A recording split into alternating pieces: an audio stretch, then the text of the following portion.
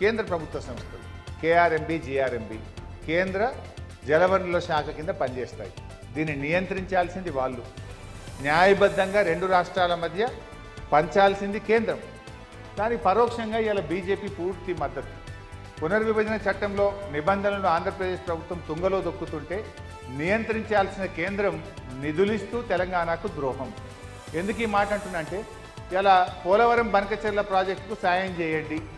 ఇక్కడ చూస్తే మీరు సిఆర్ పాటిల్తో కలిశారు, పీయూష్ గోయల్తో కలిశారు అని ఇదంతా మనం న్యూస్ ఐటమ్ ఉంది. అయితే దీన్ని ఎవరు నియంత్రించాలి? గోదావరి బనకచెర్లకు జిఆర్ఎంబి అనుమతి లేదు, సిడబ్ల్యూసి అనుమతి లేదు, అపెక్స్ కౌన్సిల్ అనుమతి లేదు. నీకు అసలు గోదావరి జలాల్లో ఫ్లడ్ వాటర్ అనే కాన్సెప్టే లేదు.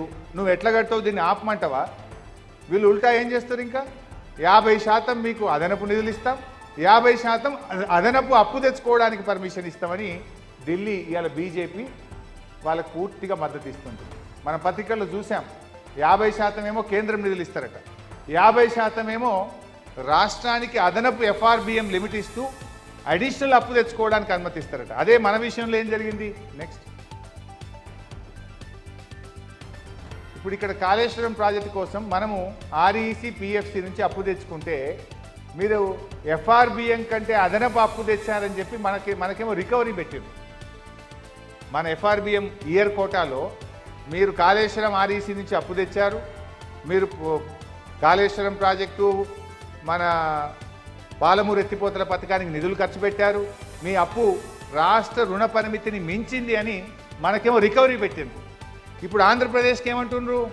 రాష్ట్ర రుణ పరిమితిని దాటి అదనంగా 40,000 కోట్ల అప్పు తెచ్చుకోండి, మీకు అనుమతిస్తామనేమో వాళ్ళకి చెప్తుంది. అంటే ఆంధ్రాకో నీతి, తెలంగాణకో నీతి. మనం అప్పు తెచ్చుకుంటే రికవరీ పెడతారు, ఆంధ్రప్రదేశ్కి ఏమో అదనపు అప్పు తెచ్చుకోండి అని అనుమతులు ఇస్తారు. ఇంత జరిగితే మరి ఈ కేంద్ర మంత్రులు ఏం చేస్తున్నట్టు? 8 మంది బీజేపీ ఎంపీలు, 2 బీజేపీ కేంద్ర మంత్రులు దీన్ని అడ్డుకోవాల్సిన బాధ్యత లేదా? రాష్ట్ర ప్రయోజనాల్ని కాపాడాల్సిన బాధ్యత లేదా? రాష్ట్ర హక్కుల్ని కాపాడాల్సిన బాధ్యత వాళ్ళకి లేదా?